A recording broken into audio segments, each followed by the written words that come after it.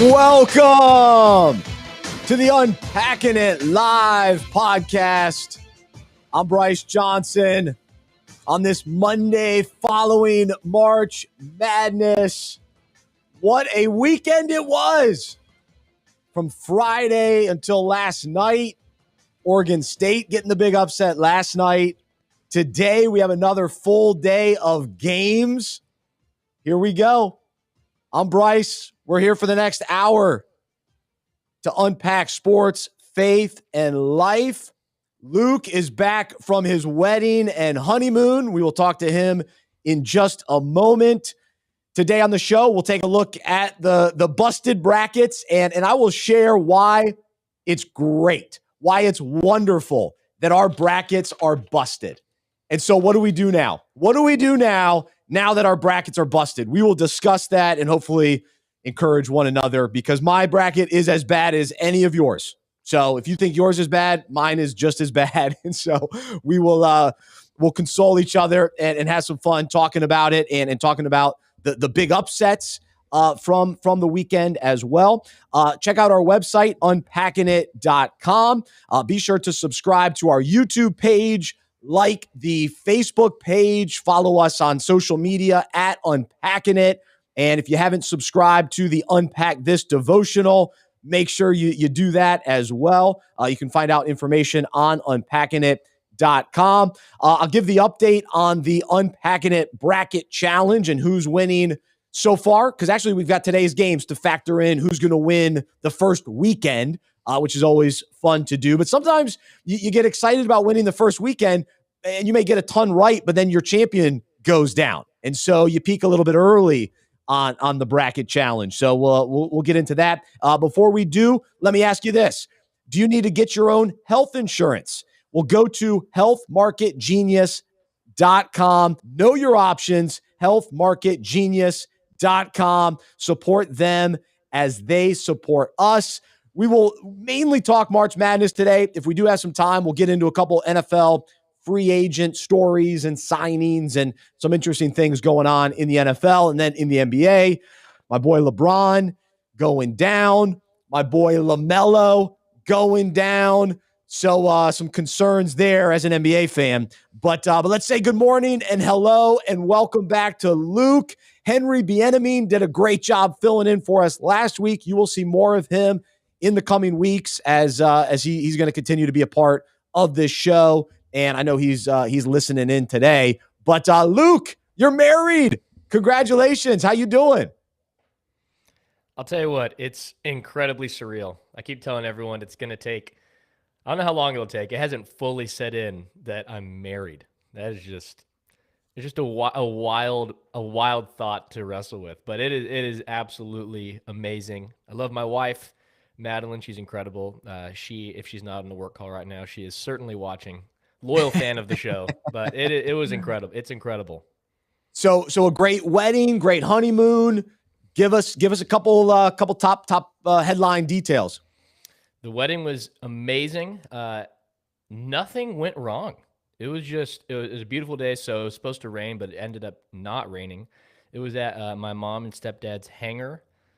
So we cleared out everything. Unreal. It was remarkable. They put in a ton of hard work to make it look like a beautiful venue. Madeline's parents did awesome with some really cool decorations. Her dad cut out these really cool, or a bunch of branches fell off one of their trees. So he cut those into like wooden coasters for all the tables. So he was going to work with the chainsaw a few weeks ago. But it was great. We flew away instead of a drive away. My stepdad had some of the neighbors do a flyover on like a little air show. Had some Tex-Mex catered, so all around amazing. So the wedding day was fantastic, and the honeymoon was awesome. Went to Hilton Head, so we're over in your part of the country. Yeah, South Texas Carolina. to Hilton Head. I like it. That's right. It was awesome. It was awesome. We stayed at the Marriott on the beach. We had a couples massage, which was fantastic. Now, I grew up getting massages. Never had a couples massage before, but it's cool looking over and your bride is right next to you. Deshaun Watson wasn't there, right? No, too soon? Okay, too soon. But it was great. I'm Couples glad you could enjoy your massage. couples massage. Yeah. Then had a salt scrub. So some hurts so good type Wow. of stuff. Yeah. A little exfoliation action. And then they had like a jacuzzi in the room. So we were like able to like chill in the hot tub after. Man, living the dream. That's right. Lots of food.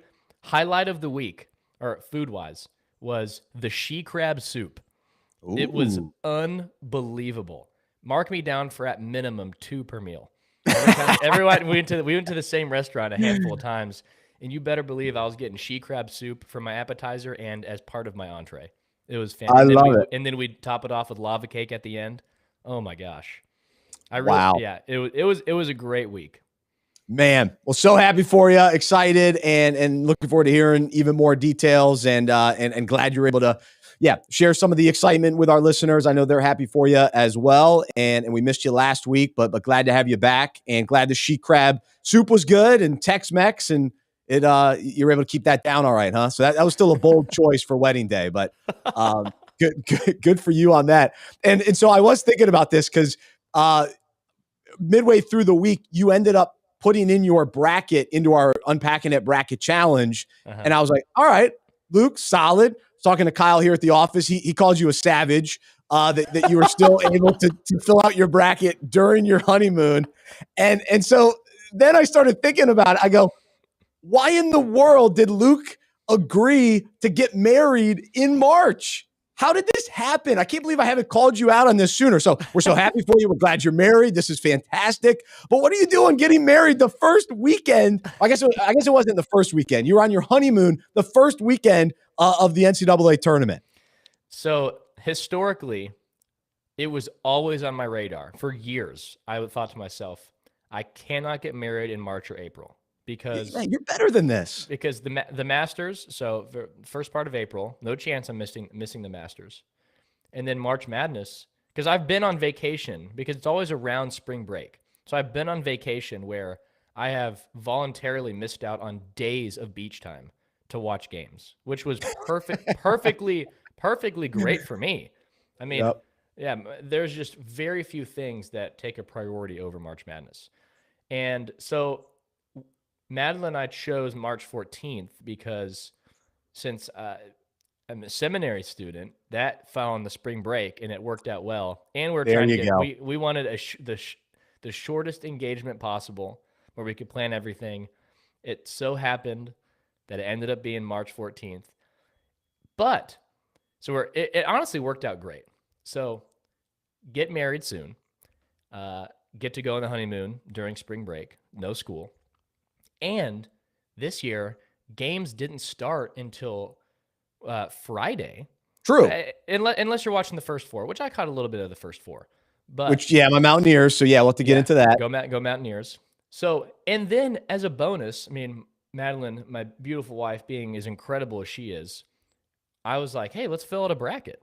And she'd filled out one in a high school statistics class, which was just a great move by the stats teacher, just an excuse to fill out a bracket. And she, of course, is beating me because every year my mom and sister growing up, they would destroy me picking their my mom's a competent basketball fan, but some people picking their favorite mascots, favorite colors. I overthink and put teams that shouldn't go past the first round to the Final Four. But now we're loving that. So we enjoyed basically our whole honeymoon. I told her, hey, I thought we were going to have games all week, but actually games don't start until Friday this year. So you're in good shape. I'd love to be able to watch some games. She's like, all right, great. We're going to make sure we have quality time. We're going to designate some time apart to watch games together, which was her idea. And we loved it. We would throw on some of the TV in the airport. We're watching some games together. And she was loving it because she's, of course, is beating me. And she loved checking her bracket. So it worked out great. So I gave up the savage card with that explanation. So not as savage as people may think I am. It's mainly my wife went along with it and empowered me to do so. I love it, man. Well, that's great. So it was a win-win, and you overcame the wedding in March, the debacle that could potentially be. So it can be done. It can be done. I'll blaze that trail for everyone out there. I don't know if I shared this on the show or maybe it was trivia night last week, but I had a buddy get married. It was about 3 years ago. Whenever Virginia got upset in the first round, I was at a wedding. So I missed that game. And I mean, I watched so much basketball every year during March Madness. This year, I watched a ton and was locked in and available to catch any big moment. But a few years ago, I missed it because my buddy was getting married. So I still always, so when I hear about a wedding in March, I go back to that and I go, I don't want to miss another 116, which that may be the only time in history, the only time in my lifetime. And I missed it. I came back with 5 minutes left and Virginia had nothing left. They didn't even mount the comeback to make it interesting at the end of that game. Yeah. Speaking of Virginia, we'll have to get into them as well. But Luke, let's jump right into what we're convinced of. Then we'll get to unpack this. We do want to hear from the listeners. You guys chime in as well. How busted is your bracket? And also, what are you convinced of following the weekend? And so I'll start. And as busted as my bracket is, I'm convinced my Gonzaga Baylor pick for the championship is still looking good. I still feel confident in that. I still think Gonzaga, they're the team to beat. They're the ones that I want to see go undefeated. I want to see them do it. Even though they had a little tough start to Norfolk State, who App State unfortunately fell to during the first four, which was a crazy emotional roller coaster for me as a Mountaineer fan to see App State struggle so much. They couldn't hit a three. They were setting records for missed threes. Then to mount the comeback and then to fall short to Norfolk State, that was a bummer. But anyway, Gonzaga, I'm locked in on them as the what should be the champion this year. And then I'm also convinced that Krutwig from Loyola is the star of the tournament. So we all love Sister Jean, but Loyola is the team we got to be rooting for. And I'm actually convinced that they could win the whole thing. Like I'm still siding with Gonzaga, but I'm convinced it's possible, and I'm almost pulling for that as well simultaneously. But Krutwig, man, he gives us all hope. What a legend he is. So he's my guy. I'm all in on him. And then I'm also convinced of this, that with all the upsets that we saw this weekend, Oral Roberts and Abilene Christian and all these different teams, they are just as exciting as ever. The upsets are just as exciting as ever. But I'm convinced they don't have the same shock value that they used to. Like in the past, when we saw top teams like Duke or Kentucky or Kansas, like when those teams get upset and they go down, there's a level of shock and surprise and you got to be kidding me and what in the world is happening? This year, we went in knowing that it was wide open, knowing that anybody could win. And sometimes we'll say that, but this year in particular, just because of the way the Rona affected people and teams were in and out and guys in and out of the lineup, all that sort of thing. So the emphasis on senior-laden teams that were in the tournament, 2 years ago, we're seeing them play well, or coaches that we can count on year in, year out. Jim Boeheim, those kind of guys. That's who we can trust. So as fun as the upsets have been, they're not that surprising. So the emotion is still excitement. We love it. I'm pulling for upsets. Let's go. Let's bring on the upsets. But I'm not going, are you kidding me? I can't believe that Loyola knocked off Illinois. It's believable. Who's Illinois, right? I mean, I haven't thought about Illinois since Darren Williams. How many years ago was that? That was 2005. So I'm not worried about Illinois going down. Now, if Gonzaga gets upset, I'll be shocked. I will be surprised if an undefeated team with a couple lottery picks soon to be in the upcoming draft, if they go down, I'll be surprised. But some of these other guys, not so much. Now, I do want to talk about the Virginia story because, it's easy to jump on Virginia for, losing once again in the first round. And Kyle here at the office, you say, oh, they're the new Duke. You win a championship and then you go out in the first round. And it's just fascinating to me. The entire Virginia story with Tony Bennett and the way that he built Virginia into such a strong program and, being a former player and going there and building this program and then making yourself a top ACC team, then you lose to a 16 seed. And then you follow that up the year later, you win a national championship. Then with the pandemic, there's no tournament. So Virginia, for 2 years, they were the reigning champs. And then to Ohio, they fall They fall to Ohio in the first round. And it just, in some ways, it's like, are you kidding me? But then you think about it, you're like, yeah, they had some Rona issues during the ACC tournament. And so they fall. And Tony Bennett's still one of the best coaches. It's still one of the best programs. You're not going to count them out in future years that they're going to be right there in the mix competing for championships. They'll be back. So how will they respond? It's wild. So that's what I'm convinced of this morning. And Luke, I'll let you jump in. What are you convinced of today? Yeah, this is just going to be either maybe just the humble card or self-deprecating. I'm convinced that it is impossible to do well picking games. Absolutely. Like, I'm to the point where, this year I tried a new strategy. In years past, the amount of stats in film and games I watch and read about is just astonishing. But to no avail. It does not work. To the point where I get so in my head, I project a team to do well. And I'm like, oh yeah, this stat. Oh, we'll look at their 3-point percentage. We'll look at their turnover to assist ratio. Historically, this has done this. And to the point where I make just ludicrous, outlandish decisions. And I always say, like, years ago, I put Drake in the Final Four. Oof. And I was so confident in that pick. I thought, this is this year's Cinderella. They've got the makeup of their team is a Final Four roster. And I think they lost in the first round. And then, of course, I picked Drake to beat USC this year, which didn't happen again. So, moral of the story, don't pick Drake. But this year, I tried a new strategy. I picked fewer upsets, and I did less research. And this year, in general, you knew less about teams. Yep. And I'm doing slightly better than in years past. But I'm still every other game, I'm like, wow, I'm not even close. So it's like this roller coaster of emotion. So I picked Ohio to upset Virginia, just because I'm not sold on Virginia. Just a super strong defensive team that just can't score points. I don't love that come tournament time.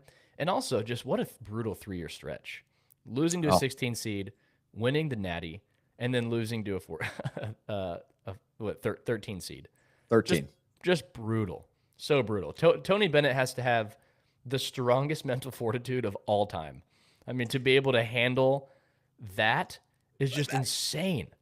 But I kind of want to get to the bottom of it. Like there's some disconnect though, and same with Coach K. Like, how do you lose to these teams you're not supposed to lose to? And then how do you follow that up with championships? It's so fascinating to me. Like, I want to get inside the head in the locker room and to try to wrap my mind around it, because it just doesn't make sense. It really doesn't. Like, you would at least think that Virginia would get to like the Sweet 16 this year, right? You're like, yeah, a couple of those guys were probably freshmen, a few years ago on that championship team. And so you're like, yeah, they should at least be relevant. And to lose to a team like Ohio, it's very weird. It really is. I agree. Yeah. So this year, basically, I'm trying to just have more fun. I'm trying to not be so much Mr. Analytical guy and just let's be Mr. Fun guy. I'm not going to pick every game right. I'm going to do all right. I just feel like this entitlement.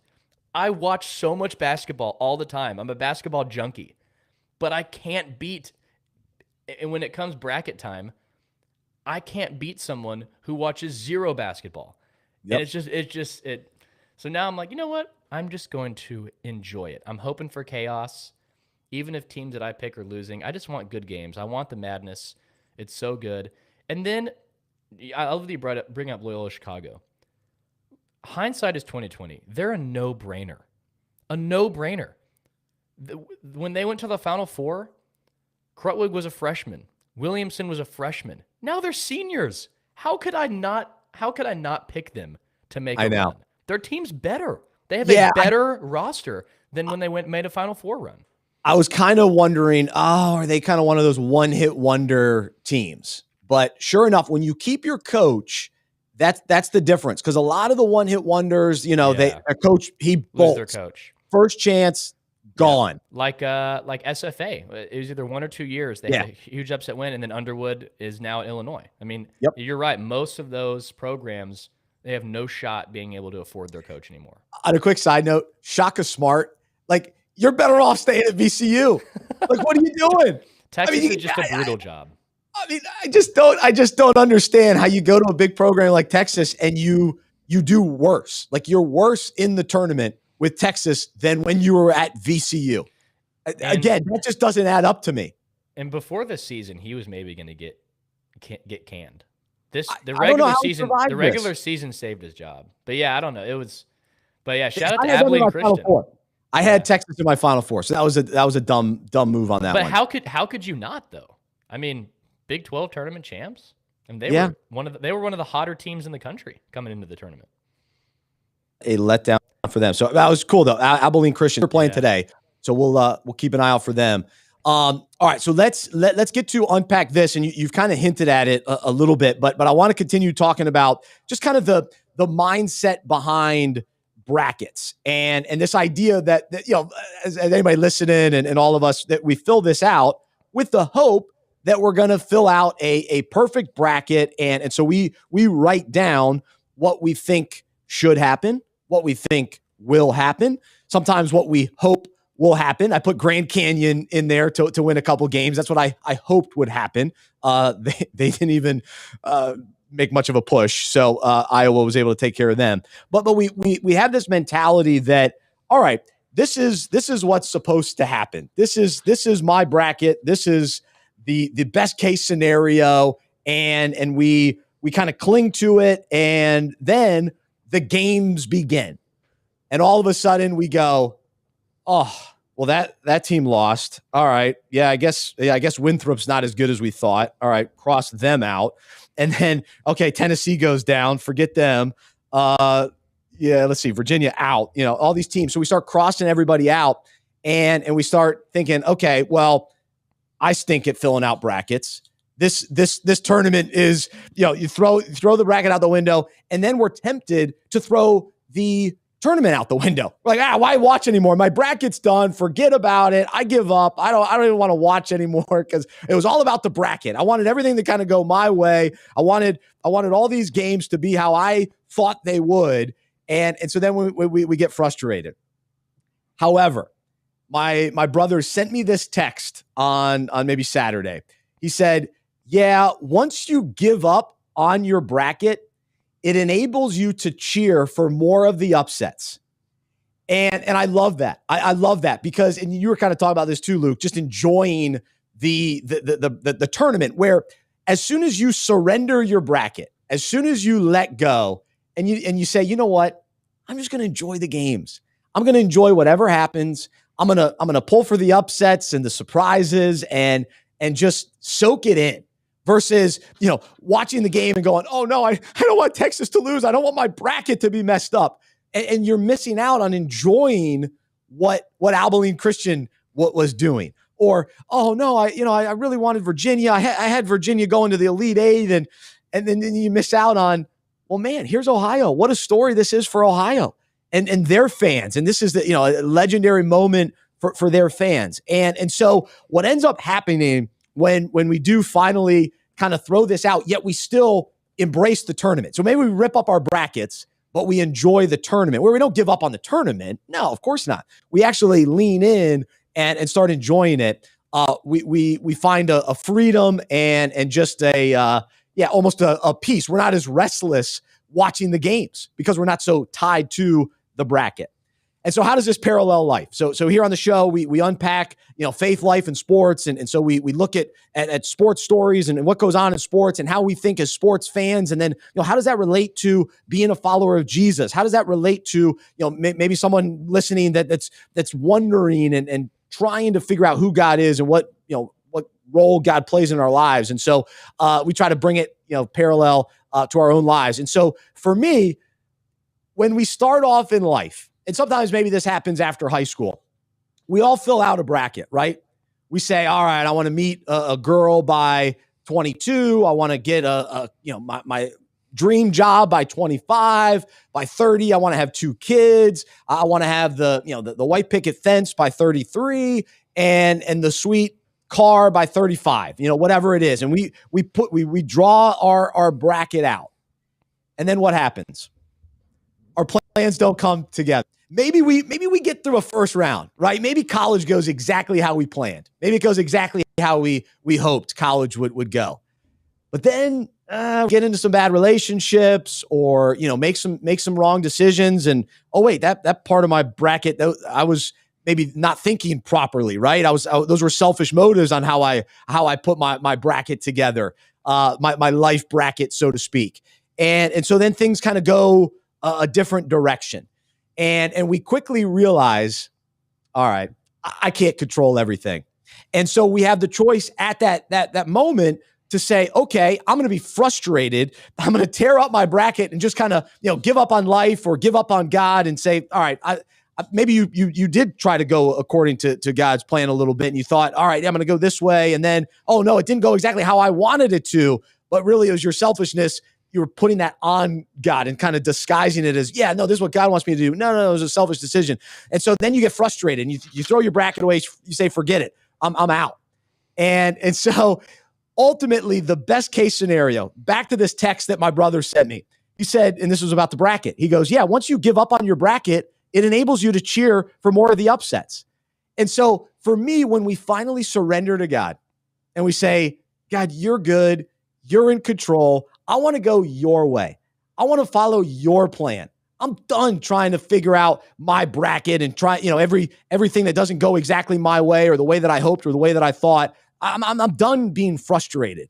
I'm going to enjoy the surprises. I'm going to enjoy the upsets. I'm even going to find joy in the trials because, God, I know that you're using it for my good. I know that you're growing me. You're changing me. You're maturing me. You're deepening my faith. You're deepening my reliance on you. And so this is a surrendered heart, a surrendered soul, mind to just have open hands to say, God, whatever bracket you've got for me, I'm in. I'm in. I'm going to enjoy you, and I'm going to enjoy the steps that you have ordered for me. And so a couple verses to share today. The first one, you've probably heard this, and this is a very simple verse, but it's really the verse that we have to go to basically every day. And it's in Proverbs, where it says, trust in the Lord with all your heart. Do not lean on your own understanding. In all your ways, acknowledge him, and he will make straight your paths. He's got the best bracket. He knows the bracket. He's got it figured out for our life. So are we going to try to, in our own knowledge, our own limited understanding, try to figure out what steps to take throughout our life bracket? Or are we going to say, Lord, lead me, guide me. I trust in you. I know that you're going to show me the best path to take, and then to embrace it, and to embrace some of the surprises along the way. And then in Isaiah, it says, God's saying this, my thoughts are nothing like your thoughts, says the Lord, and my ways are far beyond anything you could imagine. For just as the heavens are higher than the earth, so my ways are higher than your ways, and my thoughts higher than your thoughts. So that's what I've got on my heart today, this idea of surrender, whether we're talking about March Madness and surrendering our bracket to enjoy the next couple of weeks, not so clinging to what we thought we should, the picks that we thought should happen, letting go. And then in life, same kind of thing. Luke, you can unpack that. What do you think? That is spot on. It's actually hitting close to home. That's me and Madeline and I were actually kind of talking about this last night. We were praying together before going to bed, which even saying that out loud is just wild. Like praying awesome. With my wife before bed. That is just wow. Yeah, still so surreal. But we're kind of just talking about this idea of so before this on our honeymoon, we're kind of trying to create this mission statement for our marriage, for our house, for our future family, kind of what we want to live by. And we were discussing like just asking God to help us not get caught up in even like the non-sinful things of life, even like the joy of a couple's massage or March Madness or playing golf or finding a great new show on Netflix. Like, we were just asking God, help us not make that what life is about. In church on Sunday, our pastor was preaching on evangelism, and he made this point. God is not created for us. We are created for God. Amen. And this life is about living like we are created for God. So we were just asking God, help us not get caught up in even just the small, simple things of life. Let us not miss out on the cross and salvation and evangelism and discipleship and what this life actually is about, which ties into what the really convicting things you're saying about control. God, help us not get caught up in our bracket of life, because as great a desire it is to get married or to have a great job, those are great desires. No one's going to knock that desire. But is that what life is about? Because we're going to miss the glory of life if that is what life is about. Because, if we're caught up in trying, and it's so easy, I trick myself all the time. Oh, well, it's a good desire, so I'm going to put all my focus on it.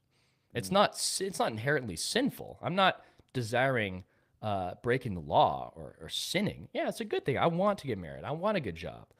I want this to happen. But no, that's not what life is about. Life is about, we are created for God. And that is the fact of the matter. So, and it's so hard to live in that. So Madeline and I were just asking God to let us individually in our marriage be about that. But let us live a life that we know we are created for you. And let that be the best thing possible. Because you're absolutely right. You're absolutely right. When you surrender your bracket in March Madness, gosh, it feels so good to root for upsets. It makes it so much better.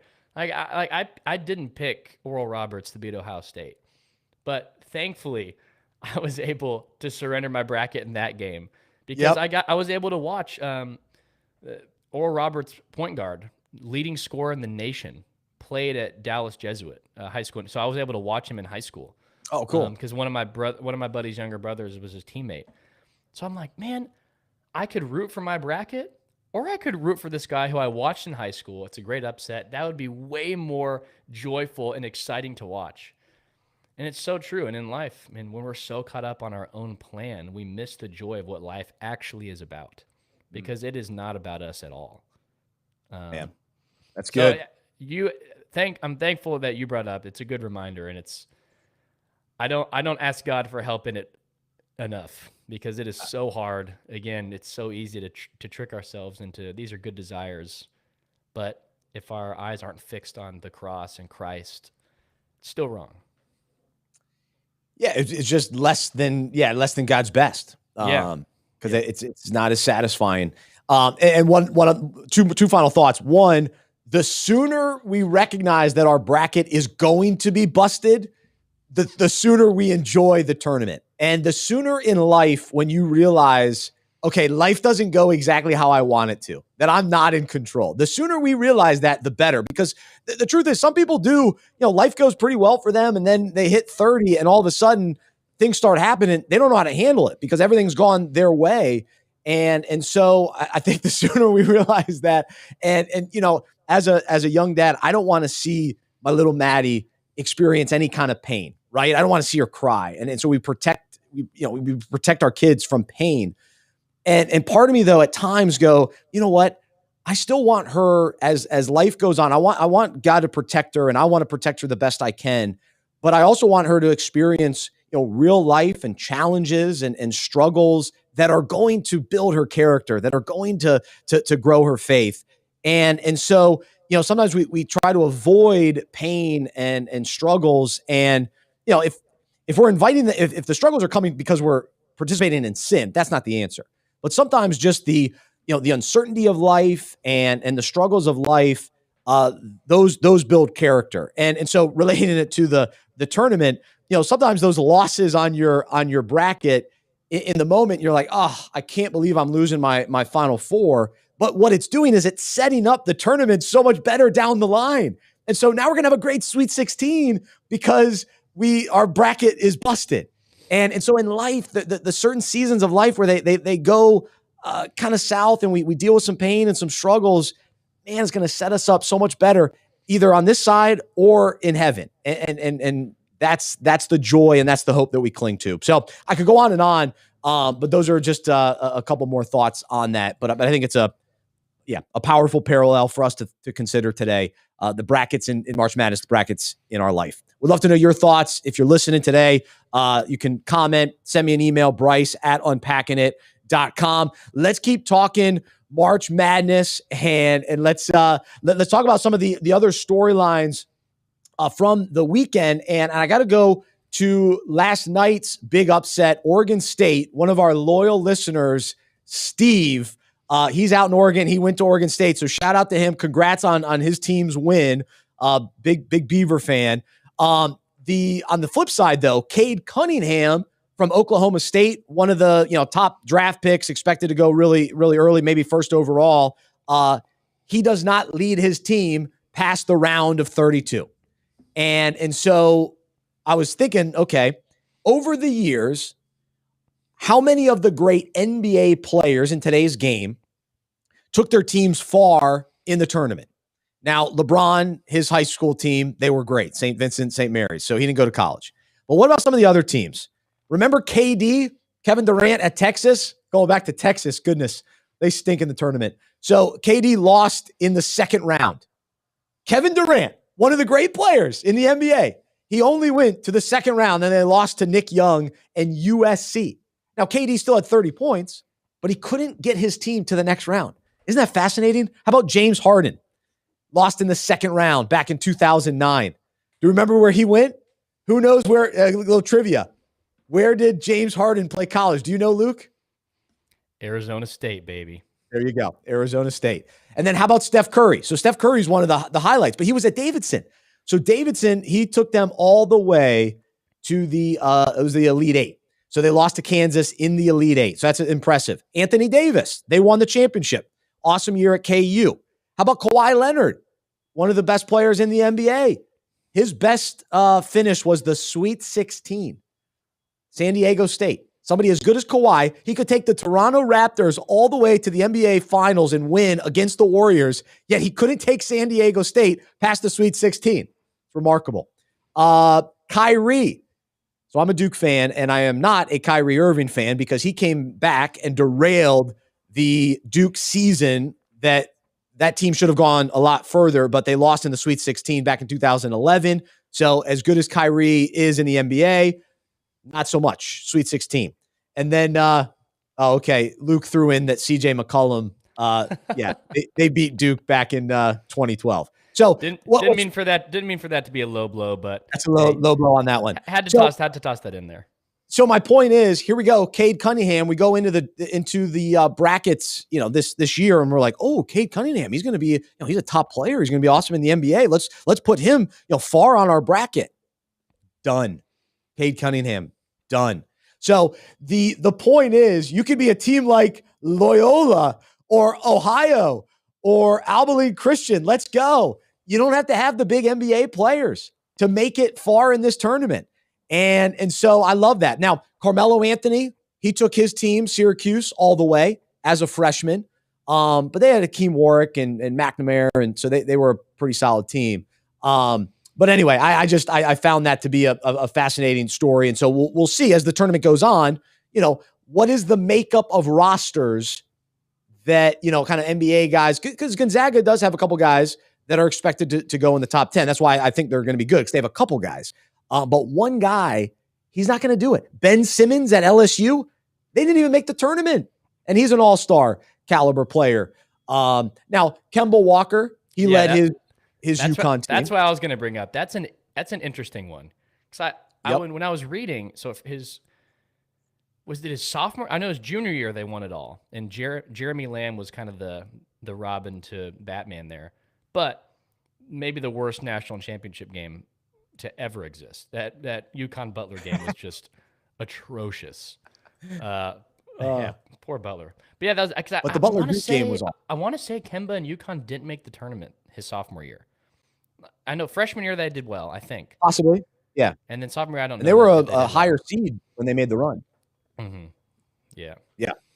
So it's just interesting that the difference, and I think we're seeing a separation too in what it takes to win in college basketball versus what it takes to win in the NBA is just different. These two sports are very different, even though like basketball to me is like the one sport that like should parallel more, or I don't know, but it's just the styles are different and the way that you build a program, it's different. And especially in today's college basketball, we're just seeing it. It's the I mean, the guy from Loyola, he's a goofy, overweight white guy, and there he is, Lee Krutwig. I mean, I was reading an article about him. This guy's a character. He's got the mustache. I mean, you look at him, he's getting picked last. If we're drafting, for the NCAA tournament, who's taking Krutwig? But he might lead this team to the Final Four. So we just have to change our minds as fans on what we think is the answer for what it takes to win in the tournament. So that's pretty fun. All right, one other thing I wanted to bring up, just because I watched so much basketball over the weekend, and I found myself enjoying the halftime show or the post game show, and so I was curious your thoughts, Luke, and also people that are listening today. Who's your favorite analyst covering the tournament, and what do you make of Charles Barkley being on the panel? What do you make of Andy Katz being with Barkley and Kenny Smith? And so, and of course, Ernie. Ernie's the best. He's my favorite. He should do every sport, every halftime show. He should be everywhere because he's the best. But here's my big takeaway. Andy Katz is the guy that makes it to the lunch table when he's not as cool as everybody else at the lunch table. So I don't know what your lunch table was like, Luke, in high school, but trust me, I was not cool. I promise, I was not cool. But at least I had we had the lunch table. But then we had the guys that like would make it to the lunch table. If one guy was like out sick, you always had like the secondary lunch table, and someone would make it to the big table, and he's just happy to be there. He's just excited to be there. So Andy Katz, he's excited to be there with Charles Barkley and Ernie, and he like knows his role. He doesn't try to like be annoying. So I have been thrilled with the addition of Andy Katz to actually bring college basketball knowledge and information to counteract Barkley, who's just like any of us watching the games. He doesn't know the players. He barely knows the teams. He's just responding to what's happening in real time, which is what we're doing anyway. So I love Barkley. I love what he brings. And then I love Andy Katz coming to the lunch table, just happy to be there, trying to contribute the best he can, but will get out of the way when necessary, knowing that seat, he's keeping it warm for someone else. He may not be able to stay in that seat forever. Is that fair? What have you thought? Well, I'm still mourning the loss of Gus Johnson not participating in the NCAA. I put it in my notes. Because yes. So I think Kevin Harlan is maybe a poor man's Gus Johnson. They're similar on the end of the spectrum. Do not take shots at Harlan to pump up Gus Johnson. I'm with you. I miss Gus, but I miss Gus. I love Kevin Harlan. He is absolutely necessary for the NCAA tournament. He's iconic voice. You need that energy, especially with how chaotic March Madness is. You have to have the energy of a Kevin Harlan, which is why you need a Gus Johnson. I read an article. I think he left in 2011, maybe to do football. But man, I miss Gus Johnson. Yeah. He's doing big. Well, you like the Big 12, but he's doing Big 12. Yeah. And I've always had this weird dream of I would love to experience a Gus Johnson calling a PGA Tour event just to see what it would be like. Someone drains a 30-footer and Gus Johnson's just electric on the call. But I just miss Gus Johnson because the play, you need a good play-by-play guy, way more value add than a color commentator in March Madness, in my opinion. You can throw a handful. You can throw out way more guys to do color, but if your play-by-play guy doesn't have the energy required to call a chaotic March Madness game, the broadcast is going to suffer. So, which is why Kevin Harlan is a treasure, which is why a Gus Johnson type is a treasure. So I just think CBS has to really value that. And Nance is great. I love his iconic voice, but Harlan, gosh, I could listen to Harlan call March Madness games all day long. Yeah, no, he's good. And you know who also he's been around forever and he's just so solid, Ian Eagle. He's like a tad underrated, but he's fantastic. And he's like rising for me as one of my favorite broadcasters.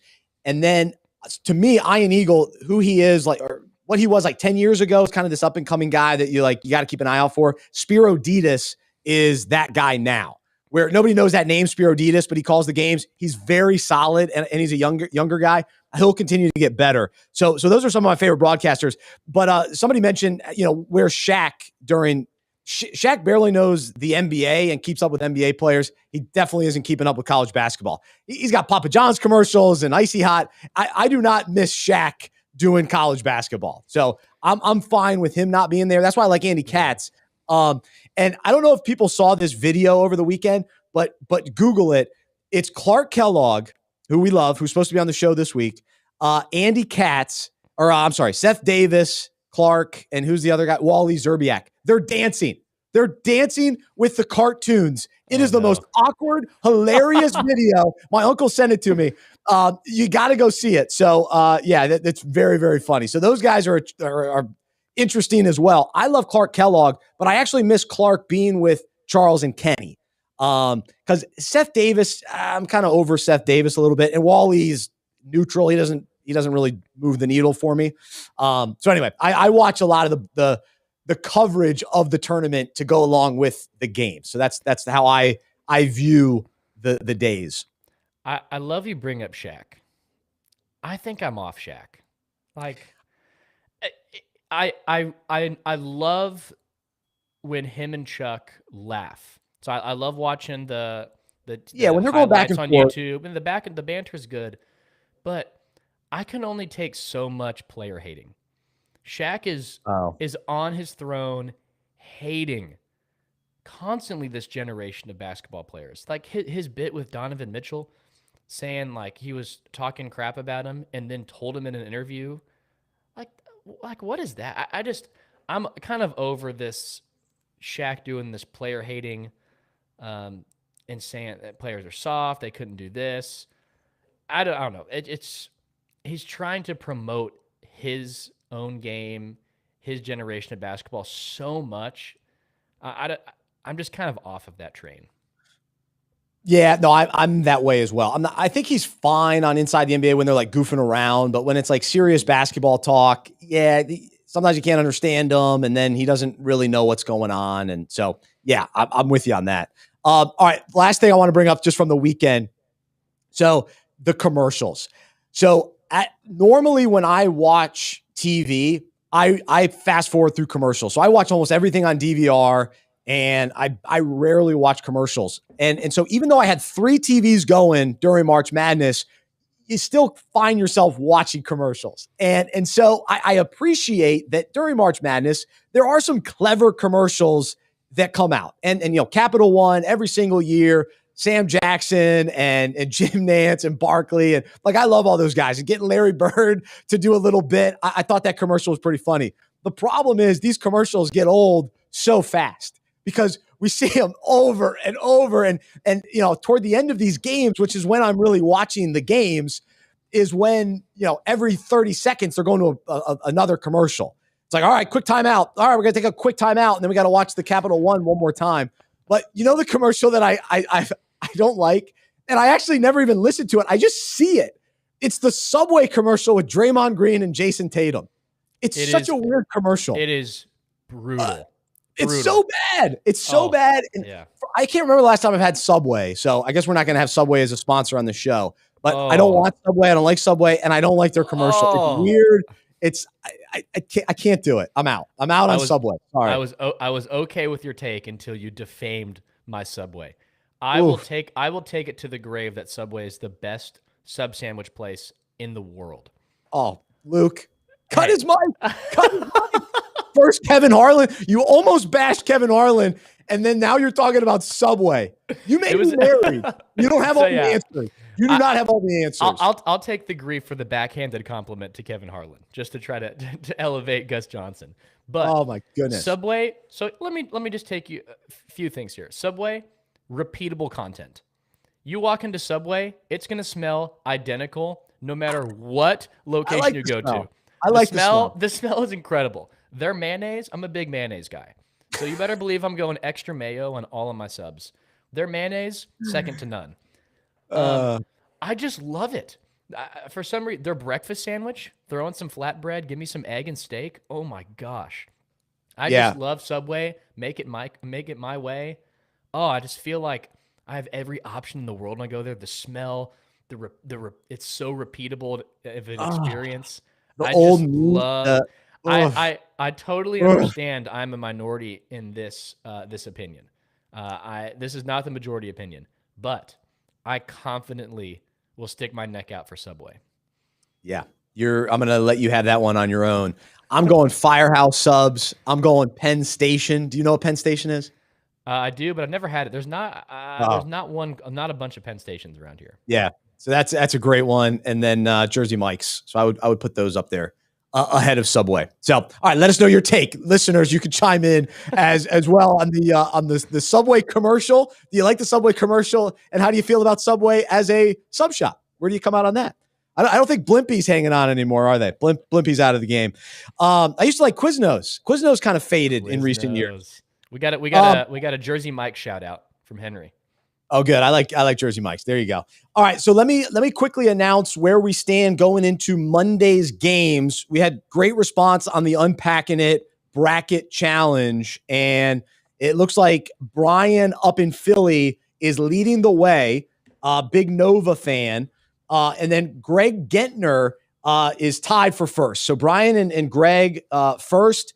And then Colby, Ricky, Brady, Scott, Henry's up there, Kyle at the office. So those are your top guys. So congratulations to them coming out of the gate, looking good. I'm probably in the middle of the pack or below. So yeah, I'm struggling a little bit. So I lost Texas and Illinois from my Final Four, but I'm riding the Zaga Baylor. I'm feeling all right with Zaga and Baylor. I like Baylor. So cool. So I told you guys, I'm a big, Valpo fan. My mom went to Valpo, and so Bryce Drew. So when he was playing for his dad, Homer Drew. Well, now Scott Drew is the coach of Baylor, and so you got Homer Drew in the crowd. I'm sure Bryce will show up eventually to cheer on his brother Scott. So I'm in on Baylor. And then, you know what? I was going to throw this out there too, Luke. What's your favorite storyline so far? Is there a kind of a rooting interest? If your team's out or your bracket's busted, who you pulling for? I'm in on Loyola. I also like Buddy Boeheim and Jim Boeheim. I love the father-son duo. So that's pretty cool. So the fact that Boeheim, he's an older guy, that he's got this young son that he's coaching, is just a fascinating story to me. And that Buddy is playing as well as he is. And Syracuse was kind of a question mark. Oh, should they get in? Should they not get in? And now to get to the Sweet 16, the zone is working. So I'm kind of intrigued by them knocking off West Virginia yesterday. That was a big win for them. Also, Eric Musselman from Arkansas. Absolutely. I find him, I like his energy. Remember a couple years ago with Nevada, he took them far. Maybe next week we'll look at this a little bit, but there are certain coaches that go from college to pro. They don't do well in the pros, and then they go back to college. Lon Kruger is one of those guys. Rick Pitino is one of those guys. Calipari is one of those guys. And Eric Musselman, he coached the Warriors years ago. People might not realize that. Leonard Hamilton, coach at Florida State. So I also like Florida State and Leonard Hamilton. I think the winner of LSU, Florida State, I think those two teams move on today. So I think LSU will beat Michigan, and then LSU or FSU will go to the Final Four. So that's why I'm coming out on that. LSU had 3 guys double-doubles. That was a shocking stat that I saw over the weekend. Very, very impressive. So those are a couple of the storylines I'm keeping an eye out for. Any other characters or teams that you're keeping an eye out for? You're, of course, wearing your Kansas gear today. That's right. It's game day for the Jayhawks. Yep, grew up a big Jayhawk fan, so even though I'm in Texas, can't play the bandwagon card. I've been riding loyal with my Hawks. Our 1 year in 2008 in my lifetime winning the Natty. That was a great championship. Oh my over gosh. Memphis. Overtime. The Chalmers 3 with 3 seconds left. That's beating Derrick Rose's Memphis team and Calipari. Yep. There's 2 games I go back and watch all the time. Game 6 to that 2011 NBA Finals and that KU National Championship game. Sports tears flowing. That's an annual event for me. I'm just going to double down again. I want to see Mark Few get a national championship so badly with Gonzaga. I think he is such a good coach, year in and year out. I'm rooting for Mark Few. I really want to see him get one. When they lost to North Carolina, I was heartbroken for that Zags team, which just reminds me, every big sporting event, I always look back at Bob Sturm. Sturm's been on the show, right? No, he hasn't, but yeah, I'm familiar with him. Yep. Dallas radio guy. He has this tweet about sports and just how it's just 90% gut-wrenching and heartbreaking. There's very few victories in sports, which is sports is so great, the highs of victory, and then the lows of loss are so brutal. His one sentence where he says, "Welcome to sports, young man. Someday you may live to see a championship or 5, but most years will end with your guts spilling onto the floor." That is just like watching the Rutgers-Houston game. That game, watching how heartbroken. Rutgers blew it. Oh, they blew it. And then Jacob Young, the 5th-year senior transfer from Texas, just how the buzzer sounds and it's immediate tears, which just makes sports so heartbreaking and gut-wrenching and brutal. But it's so great. So I love that about the tournament. I'd love to see Baylor win. I've got a ton of buddies that are big Baylor friends, so part of me wants to root against them, but I do enjoy Baylor's team. I think Loyola Chicago and Gonzaga are the 2 most interesting to me right now. KU's got a big test tonight against USC, the Twin Towers, the Mobley brothers. Kansas is not a big team, so that's going to be a tough matchup. But yeah, rooting for Mark Few. Really want to see him get one.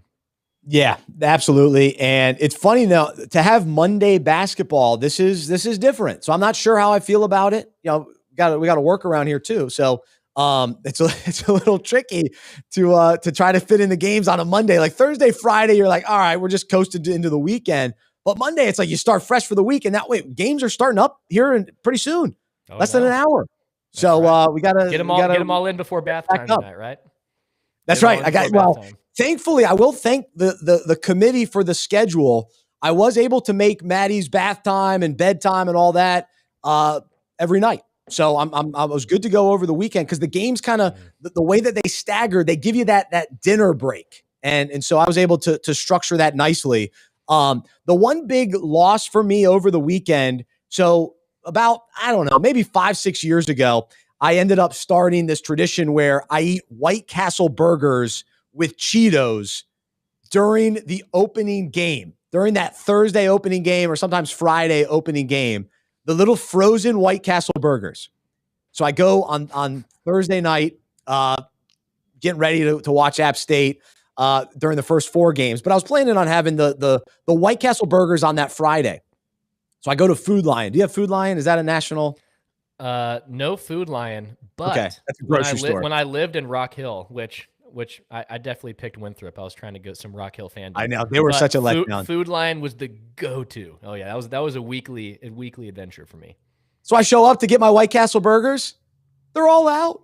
They were all out of White Castle burgers. So I started the tournament a little bit off kilter. So no wonder my bracket's a mess. I did not have my White Castle burgers. I settled for a bagel hot dog. It was a bagel around the hot dog. Oh. It was very good. It was fine, but it was no White Castle burger. But it was no Subway.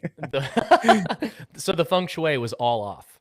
Yeah. It was off. You were off equilibrium. No equilibrium in with Bryce Johnson.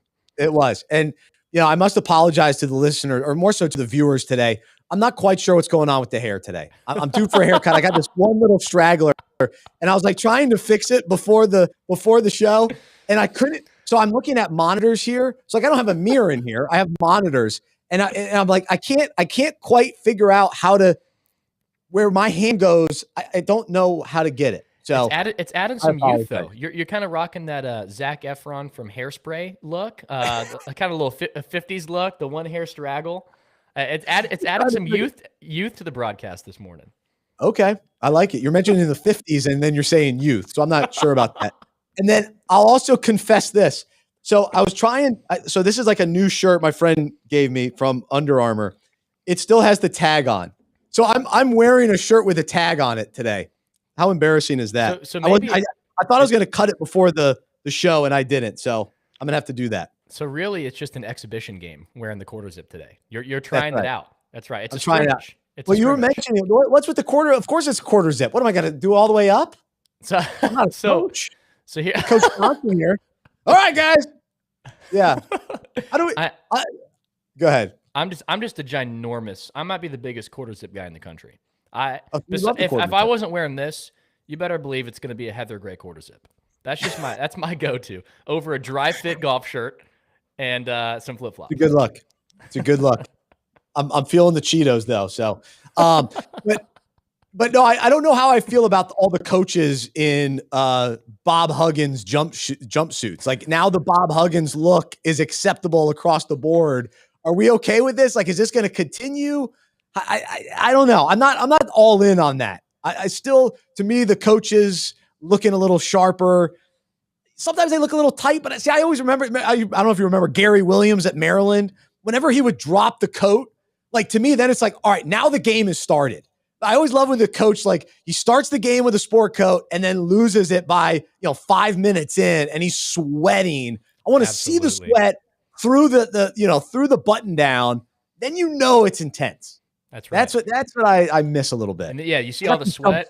Who's Arizona's coach? Is it Sean Miller? Oh, he's a sweater. Sean Miller. Such a sweater. When that coat comes off, it's like he just got out of a swimming pool. Oh my goodness. He's struggling. He's having a tough time. He's carrying on the tradition of Gary Williams. Cameron Crazies at Duke used to chant "Sweat, Gary, sweat." That's my favorite. Oh, gosh. Sweat, Gary, sweat. So good. I think we need to have designated days throughout the season where coaches dress up like they're in the Maui Invitational. I love the Andy Reid look. I love the Maui Invitational look. The floral button up, short sleeve. Oh, it's so good. Did you wear any of that on your honeymoon? Oh yeah. So I've had one floral short sleeve button down in the arsenal for a few years. It's been mainly a dust collector in the closet, but it got some phenomenal use this past week. So very happy about that. I've only got one, but I love to wear it on vacation. That's right. You only really need one. You need one solid one that's an absolute game changer on vacation, and then let it rest up in the closet until the next vacation. And it's fresh. It's ready to roll. Absolutely. Well, there's our show today. We will end on Hawaiian shirts as our final take. We didn't get to NFL, but we'll have plenty of time once March Madness is over to talk more NFL. The Deshaun Watson saga is serious and unfortunate and interesting to see what's going to happen there. But a lot going on in the league, and so we will push that to a later show. But thanks to everybody listening and chiming in today. Always love hearing from you. The Unpack This devotional will go out later today, talking about kind of in life, the broken brackets when things don't go our way, and surrendering our bracket and saying, you know what? Whatever happens, happens, and enjoy it. And so let's live that way with our brackets in life as well, living with freedom. And Lord, whatever you want, I surrender to you. I trust you. And that's the mentality to head out today with. And there's freedom and peace in that. So thanks to Luke. Glad to have him back. Thanks to you for listening. I'm Bryce. I'm a sports fan who follows Jesus. I believe in the good news that he died on the cross for my sin. He was resurrected. And through faith, I've been saved by his grace. I hope that is true for you as well. And I hope you'll join me as we live life as sports fans who follow Jesus together. Hope you have a great rest of your day. You can join us this Wednesday for the Unpacked Lunch. We talk sports, faith, and life for an hour together. Gives you a chance to interact even more with us. You can shoot me an email, bryce@unpackingit.com, and I'll send you the private link to join us for that. But we will be back next Monday to talk all about March Madness. The madness continues. Enjoy the games today. This has been the Unpacking It Live podcast.